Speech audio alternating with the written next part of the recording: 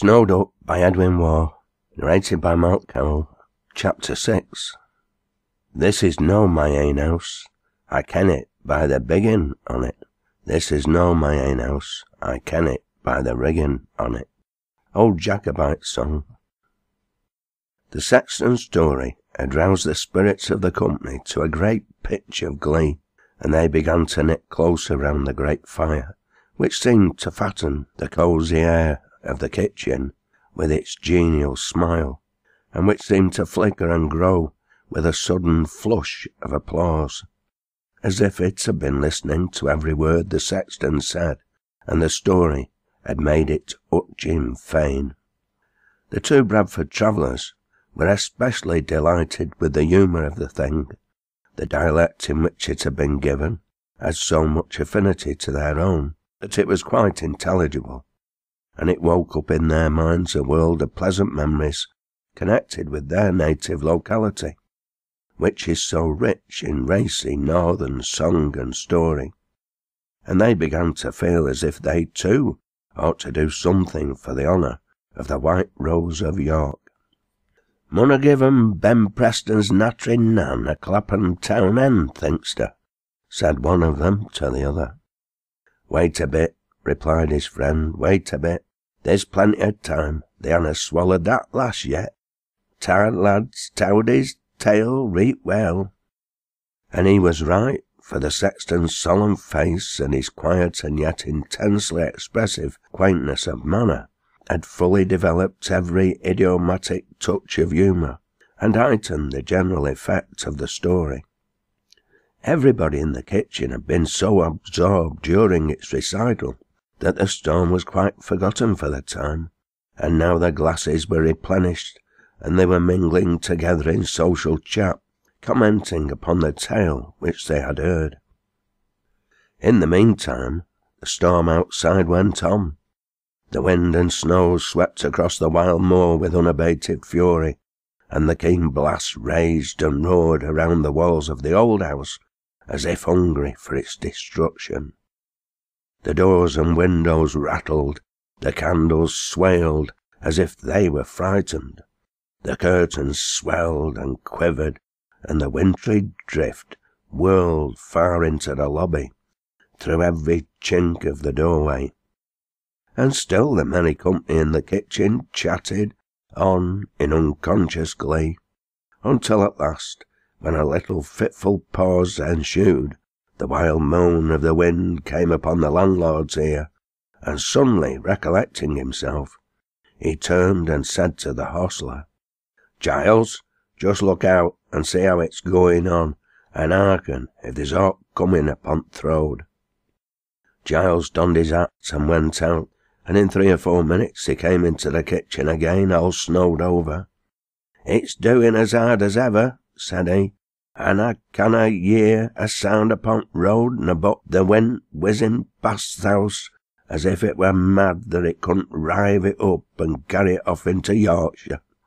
I think I'd better shovel a bit of a gate through th' snow, or else we's have a job to get to th' stables in th' morning." "Aye, aye, off with thou and do it at once," replied the landlord. "We mun have the horses looked to as what else." "Why, is it so bad as that?" said one of the travellers. "Bad?" replied Giles, shouldering his shovel and fastening his hat upon his head.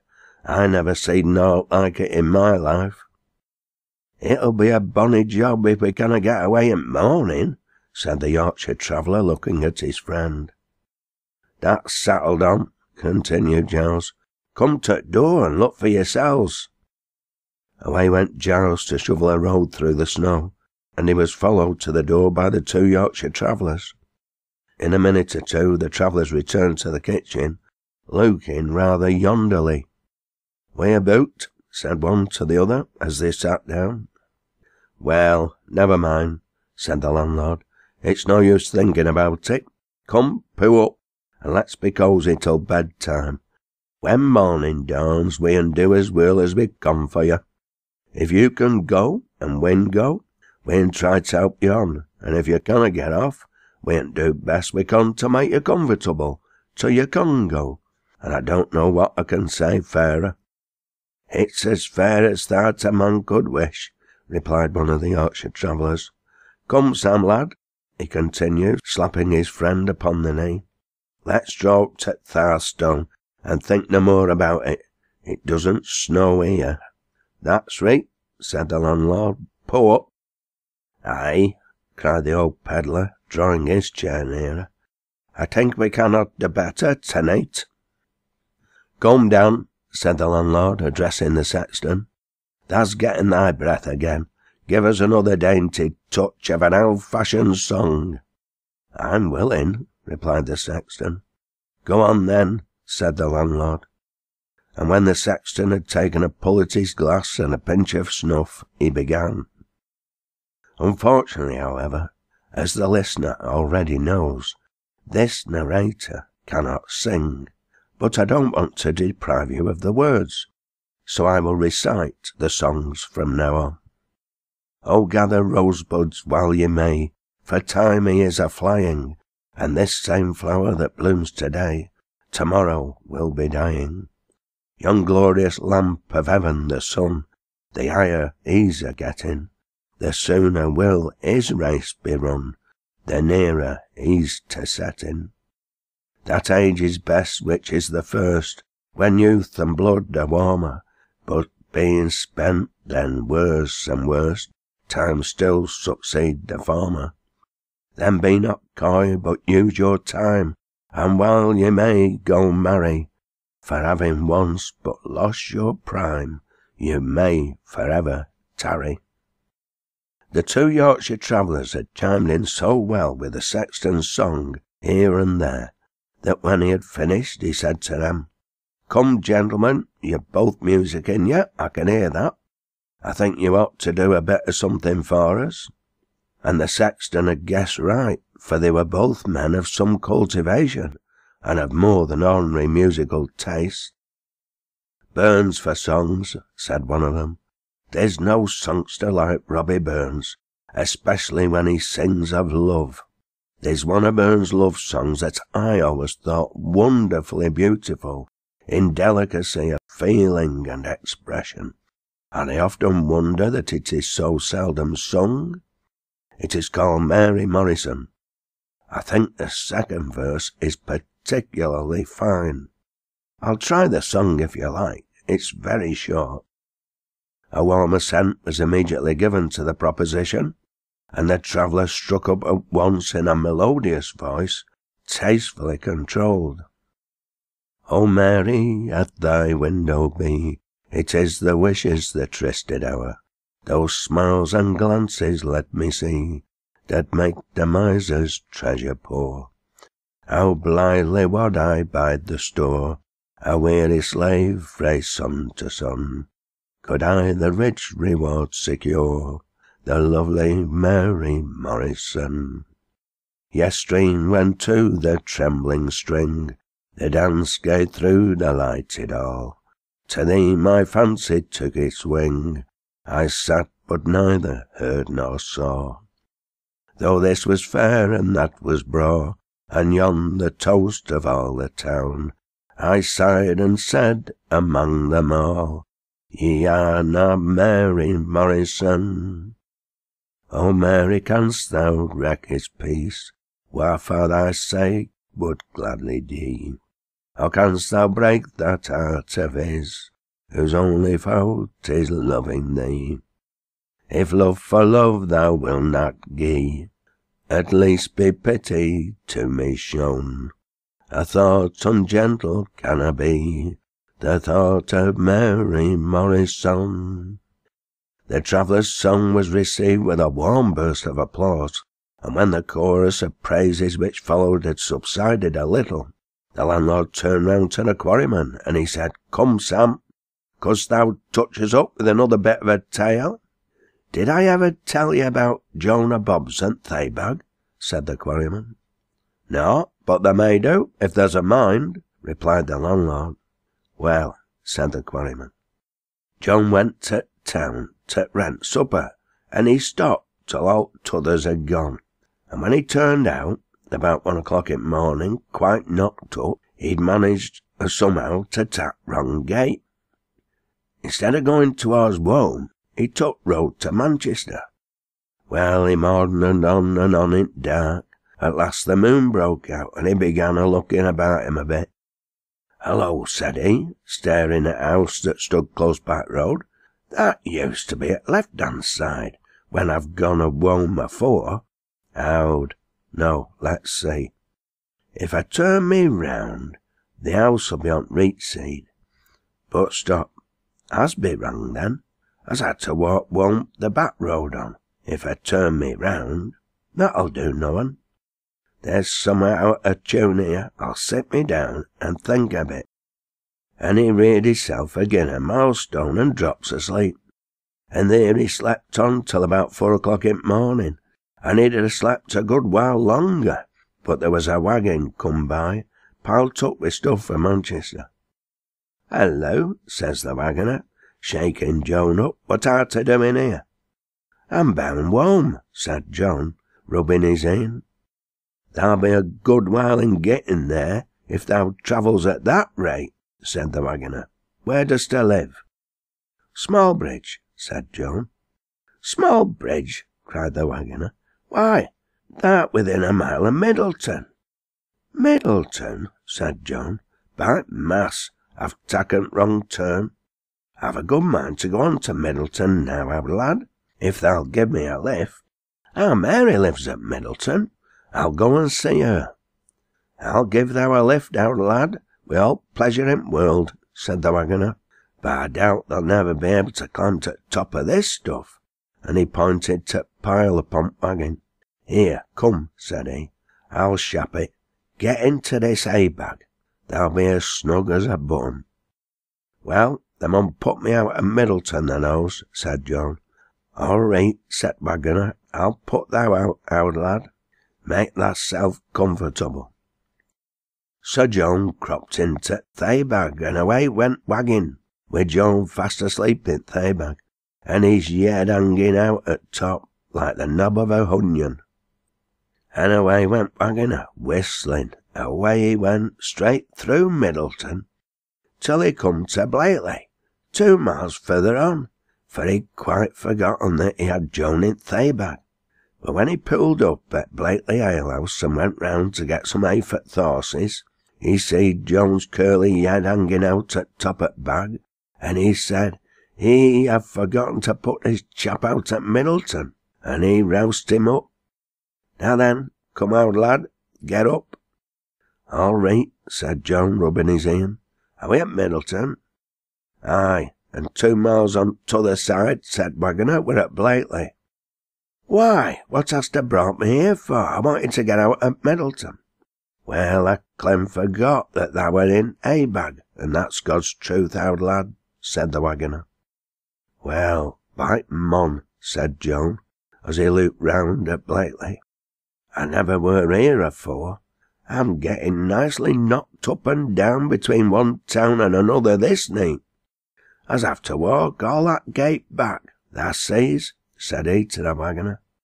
"Oh, nay," said the waggoner, "I can do better than that for thou, I think. There's Billy Robbishaw coming yon with his cart, I see.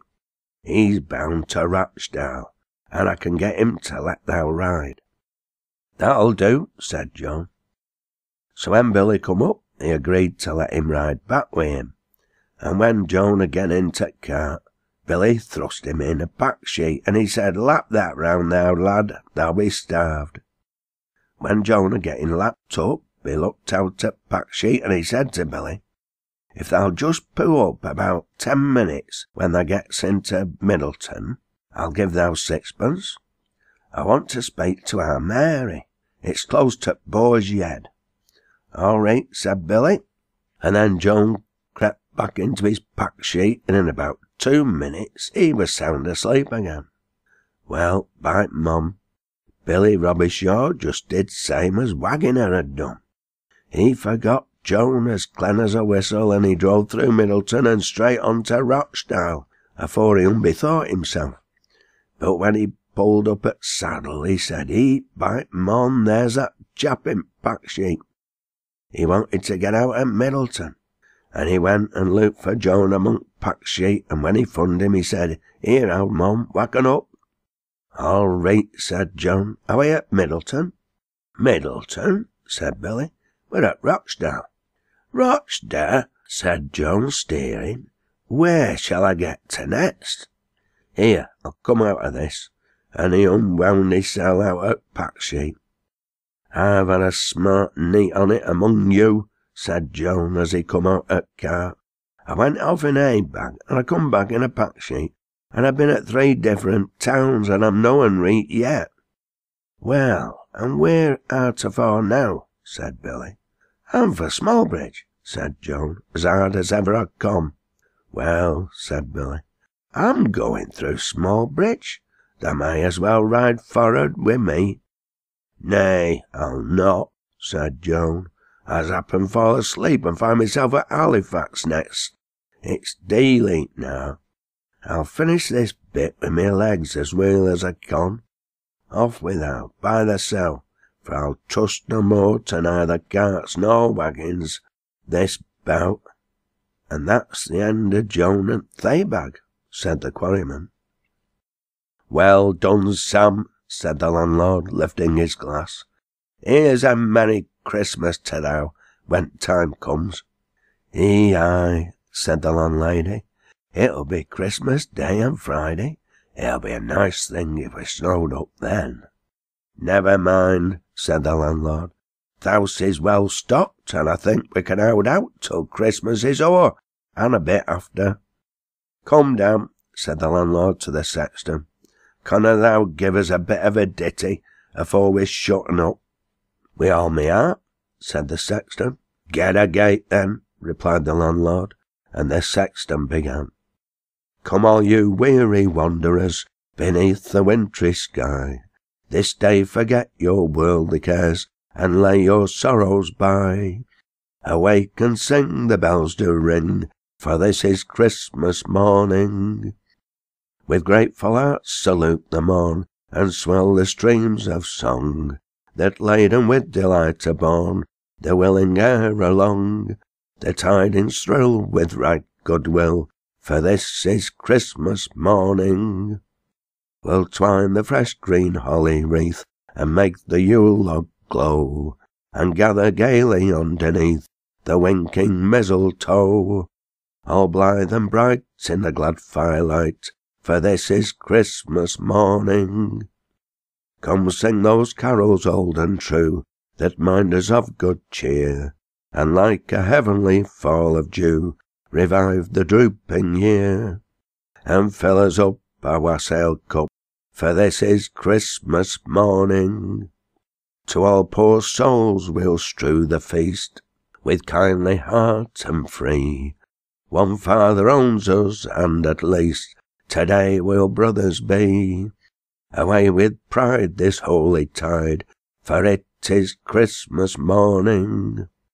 So now God bless us one and all, with hearts and hearthstones warm, and may He prosper great and small, and keep us out of harm, and teach us still His sweet goodwill, this merry Christmas morning.' 'That'll do for a finish, Dan,' said the landlord.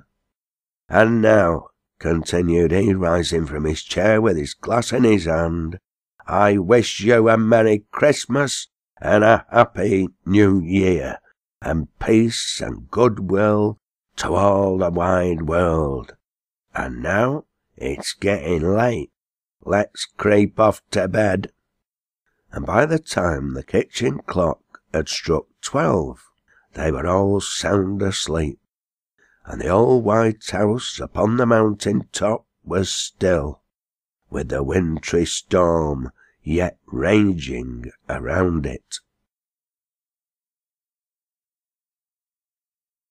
This audiobook has been brought to you by the Northen Grove Publishing Project in support of the Working Class Movement Library, 51 The Crescent, Salford, M5 4WX. Other Edwin Waugh stories, along with a large number of working class writers, can be found at www.edwinwaugh.com. www.malcspooks.com.